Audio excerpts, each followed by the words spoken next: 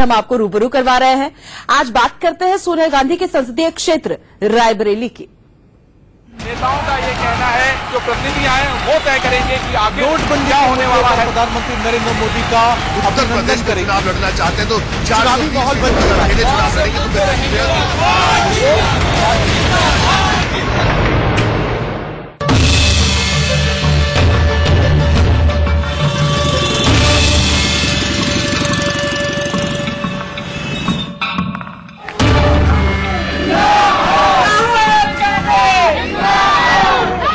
रायबरेली हिंदुस्तान में सियासत का क समझने वाला भी रायबरेली को जानता है, क्योंकि ये गांधी परिवार का किला है, गांधी परिवार का अवध है, जिसकी खोज संजय गांधी ने की और बाद में इंदिरा राजीव होते हुए सोनिया राहुल तक आ पहुंची। इंडिया न्यूज की टीम यूपी के इसी रायबरेली पहुंच चुकी है।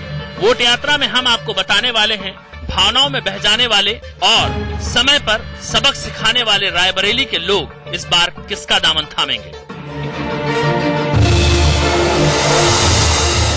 इंडिया न्यूज की वोट यात्रा इस वक्त रायबरेली में पहुंच गई है और रायबरेली स्टेशन पर हम खड़े हुए हैं। हमारे कैमरे को देखकर एक बच्चे ने पूछा, कंबल बटिए, यानी कंबल बटेंगे क्या? मौसम चुनाव का है और मौसम जाड़े का, और इस बहाने अपनी पहचान को उड़ाने की कोशिश हर कोई राजनीतिक दल कर रहा लगता है। राजनीतिक रूप से रायबरेली कांग्रेस का परंपरागत गढ़ रहा है, लेकिन पिछले विधानसभा चुनाव में यहाँ पर 6 विधानसभा सीटों में से 5 पर समाजवादी पार्टी का कब्जा रहा और 1 पर पीस पार्टी का। फिलहाल इस वक्त पीस पार्टी के विधायक कांग्रेस में शामिल हो चुके हैं, लेकिन इस बार देखना होगा कि कांग्रेस और सपा का गठबंधन क्या सारी सीटें अपनी झोली में डाल लेता है या फिर मोदी की नीतियों को यहाँ के लोग स्वीकार करते हैं। वैसे तो लोकतंत्र में किसी का कोई गढ़ नहीं होता, लेकिन रायबरेली और अमेठी को लेकर ऐसा कहा जाता है कि ये गांधी परिवार का गढ़ है। ऐसा गढ़ जहां मोदी लहर में भी सोनिया राहुल बच गए। 2004 से सोनिया गांधी ने जितनी बार रायबरेली से लोकसभा चुनाव लड़ा, उन्हें जीत मिली। इसे मुद्दों की आंधी में भावनाओं का ज्वार कहिए, कांग्रेस की जड़ कोई नहीं हिला पाया। हाँ, विधानसभा चुनाव में कांग्रेस की जमीन जरूर हिल जाती, पिछली बार भी हिली। सोनिया राहुल के गढ़ में कांग्रेस बुरी तरह पस्त हो गई, लेकिन सवाल फिर वही, इस बार क्या होगा? तो रायबरेली के हैबतमऊ गांव में इस वक्त इंडिया न्यूज की वोट यात्रा पहुंची है और छोटा सा गांव है, छोटी सी जगह है, भीड़ भाड़ नहीं है। जो लोग यहाँ पर हैं वो लोग वाकई शहर से अलग हैं।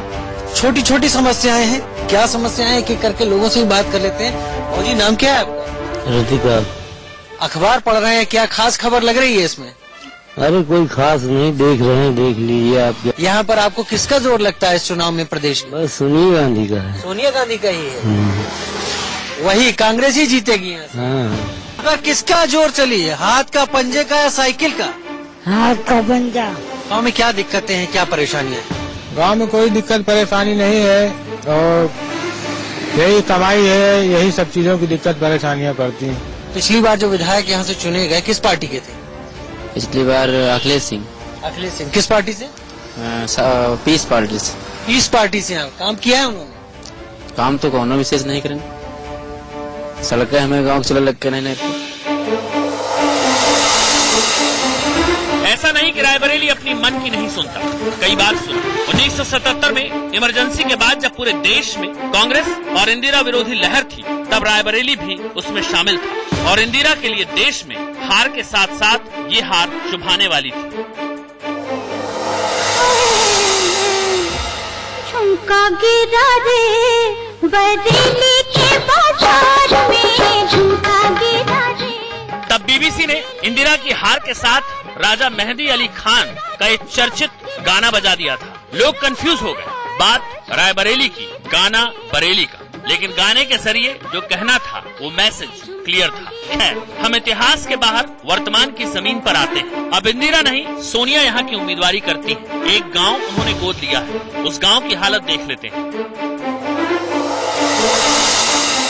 उंडवा गांव कभी राणा बेनी माधव बख्श सिंह के नाम से जाना जाता था। उन्होंने पहले स्वाधीनता संग्राम में अंग्रेजों के खिलाफ लोहा लिया था और अब सोनिया गांधी, जो कि यूपीए की चेयरपर्सन हैं और कांग्रेस के अध्यक्षा हैं, उनके नाम से भी इस गांव को जाना जाता है उंडवा, क्योंकि उन्होंने इस गांव को गोद लिया हुआ है।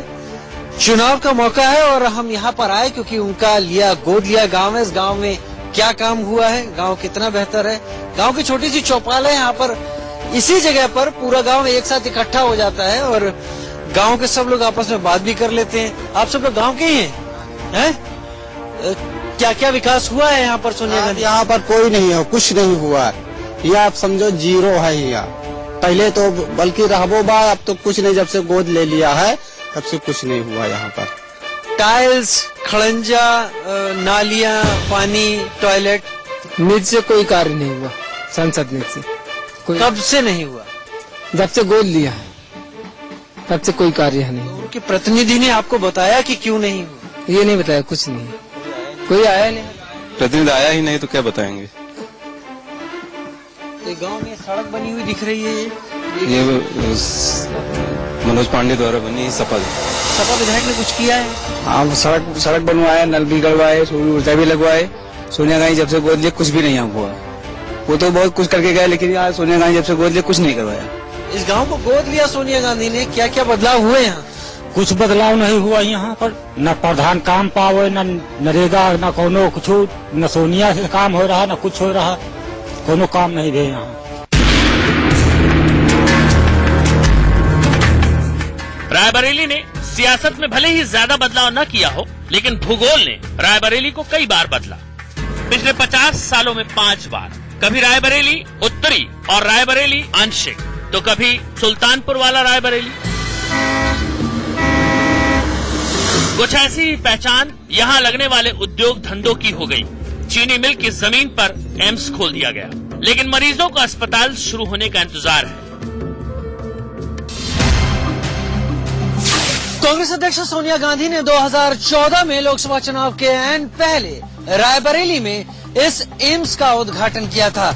उम्मीद की कि यहाँ पर रायबरेली के लोगों को बेहतरीन सुविधाएं मिलेंगी जो स्वास्थ्य की दृष्टि से देश में अव्वल होंगी और यहाँ के लोगों को दिल्ली नहीं भागना होगा। लेकिन फिलहाल 2017 में आज ये हालत है कि केवल ग्राउंड फ्लोर इसका तैयार है और वहाँ पर भी डॉक्टर नहीं है, मशीनें हैं कि नहीं इस बारे में पता नहीं, लेकिन गेट पर ताला जरूर है। हमें लगता है कि शायद हम लोगों ने जिन सांसद का सहयोग किया उन्होंने एक प्रयास करके और इसको अंधेरे में छोड़ा, और दूसरे बात जो सरकार मौजूदा समय में केंद्र की है, शायद वो पिछले सांसद के सहयोग के लिए हम लोगों को सजा दे रही कि इसको शुरुआत नहीं कर रही। या तो ये चले, अन्यथा ये बर्बाद हो जाएगा और हम लोगों का एरिया जो है तो मतलब समझ लीजिए बेकार। यहाँ पर इस बार बदलाव आप लोग देखेंगे?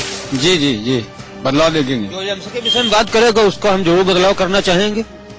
ऐसे ही व्यक्ति को हम साथ देंगे जो हमारे एम्स को चलवाए, उसके साथ हम रहेंगे। केंद्र में भाजपा की सरकार तो राज्य में भाजपा की सरकार लाना उतना ही आवश्यक है जितना विकास यहाँ होना चाहिए। हम तो वही चाहेंगे जो है कि जो यहाँ का विकास करे, जो इसमें काम शुरू करवाए, जो है उसी के पक्ष में जाए हम लोग जो है।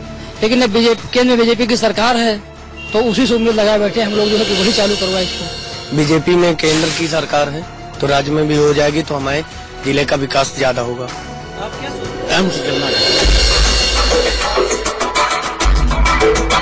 लोग मानते हैं कि सोनिया गांधी के इस इलाके की तस्वीर बदल गई, लेकिन हकीकत ये है कि सड़कों पर चौपहिया वाहन दौड़ने लगे, जबकि गांव में विकास का पहिया घूमा भी नहीं। लोग कहते हैं दिल्ली से लेकर लखनऊ की सियासत बदल गई, लेकिन रायबरेली आगे नहीं बढ़ पाया। यूपी में गठबंधन करने वाली समाजवादी पार्टी और कांग्रेस का पेच इसका बड़ा उदाहरण है। रायबरेली में सीटों का समझौता आखिरी दौर में ही जाकर खत्म हुआ। चले डिग्री कॉलेज चौराहा रायबरेली में इस वक्त इंडिया न्यूज की वोट यात्रा मौजूद है। चाय की भी दुकान है, पान की भी दुकान है। किसका जोर है इस बार? इस बार जोर तो अभी किसी का नहीं पता चल रहा क्योंकि साइलेंट है, किसी ने कुछ किया तो है नहीं, तो जोर किस बात का? सभी ने केवल लफाजी की है, न कोई इंडस्ट्री चालू हुई है, न किसी नेता के पास फुर्सत है कि कोई इंडस्ट्री चालू करा सके, कोई बेरोजगारी दूर कर सके। इस बार बीजेपी के चलेगा। इस समय जो है बीजेपी, रायबरेली वैसे है तो कांग्रेस का गढ़, लेकिन रायबरेली प्रॉपर में तो अदिति सिंह जीत सकती है क्योंकि उनका अपना वर्चस्व है और वो गरीबों के बीच में रहती हैं। तो हमारे यहाँ विधायक में तो हमारे ख्याल से ये कांग्रेस का हिसाब किताब चल रहा है। हाँ, बस यही है। विकास के नाम पे वोटिंग होगी, जो विकास करेगा और जो भ्रष्टाचार गुंडे दोनों मिटाएगा उसी की सरकार आएगी। हमें तो लगता है समाजवादी पार्टी फिर से आ जाएगी। फिर से आ जाएगी। इतने इतना विकास किया है, इतना विकासशील मुख्यमंत्री यही भारत में हमको दिख रहा है। तीनों पार्टियां मिलके जो है अपना जोर लगा रही हैं, लेकिन हो सकता है कि कहीं एक नई दिशा में कोई ऐसी न हो जाए कि कुछ जनता में जो रोष है, उबाल है, कहीं एक परिवर्तन की राजनीति है यूपी से न चालू हो जाए, क्योंकि आप जानते हैं कि भारतीय राजनीति का एक रास्ता यूपी से होकर जाता है। इन सब के अलावा रायबरेली की पहचान किला, महल और मस्जिदों से भी है। केंद्र सरकार की इंडियन टेलीफोन इंडस्ट्रीज इसी रायबरेली में है। रायबरेली शहर की शुरुआत में ही एक छोटा सा रेस्टोरेंट है और यहाँ पर तमाम वो लोग मौजूद हैं जो आसपास के कंपनियों में, पेपर मिल, ITI तमाम इंडस्ट्रीज में काम करते हैं। रायबरेली के मुद्दे क्या हैं साहब? रायबरेली के मेन मुद्दे हैं ये रोड है और ये फैक्ट्री जो सारी बंद पड़ी है, हालत बहुत खराब है। रोजगार की बहुत समस्या है, रोजगार है यहाँ पे रोजगार की समस्या है। जो रोजगार की फैक्ट्रियाँ लगी हैं उनकी हालत बहुत बदतर है। क्या सोच के वोट दें? हम तो हमेशा कांग्रेस को वोट दिए और देंगे, अब भी देंगे। इस बार सरकार बदलेगी उत्तर प्रदेश की? संभवतः बदलनी चाहिए। बदलनी चाहिए, आपको भी लगता है? हाँ, सरकार बदलनी चाहिए। सरकार बदलनी चाहिए। हाँ, जहाँ जो विकास देगा उसी का जोर है, जो विकास नहीं देगा उसका जोर और उसका कुछ नहीं है। पिछली बार जो थे यहाँ से उन्होंने विकास किया है? क्या विकास किया है? विकास किया जो भी विकास किया सबका जनता के सामने है। रायबरेली सोनिया गांधी, इंदिरा गांधी इस नाम से जानी जाती है और जो कुछ भी आपको यहाँ दिख रहा है ये वास्तव में इंदिरा जी और सोनिया जी की सरकारों का ही देन है। तो इस बार किस करवट जाएगा वोट? अरे अपना कांग्रेस में जाएगा, केवल कांग्रेस। और क्या? रायबरेली की गलियों में एक धारणा आम है कि ये सगा है, इसीलिए सियासत ने ठगा है। लोग बार बार पिघलते हैं, फिर भी तकदीर नहीं बदलती। सड़क, कानून व्यवस्था हर किसी की जुबान पर छाए रहते हैं।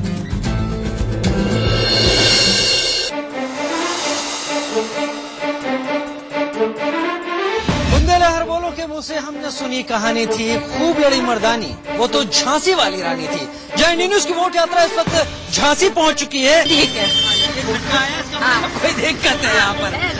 सड़कें बहुत ज्यादा खराब है यहाँ की। मतलब एक परिवर्तन की लहर है और दूसरा भले अखिलेश ने कुछ वायदे किए, उनके काम भी किए, लेकिन सरकार का जो अभी 2 महीने से आपसी परिवार में झगड़ा होता रहा उसका व्यापक खराब असर गया है। बटन दबाने से पहले मैं ये सोचूंगा 10 बार की आपकी वोट किसको दिया जाए, क्योंकि यहाँ पर थोड़ा सा सुधार होना चाहिए, क्योंकि हमारी माता बहनाएं जो है सुरक्षित नहीं है। यहाँ पानी बहुत गंदा आता है, छोटे छोटे इतने कीड़े आते हैं और गंदो पानी। नेताओं का ये कहना है जो प्रतिनिधियां हैं वो तय करेंगे कि आगे नोटबंदी क्या होने वाला है। प्रधानमंत्री नरेंद्र मोदी का उत्तर प्रदेश में चुनाव लड़ना चाहते हैं तो चुनावी माहौल बन चुका है।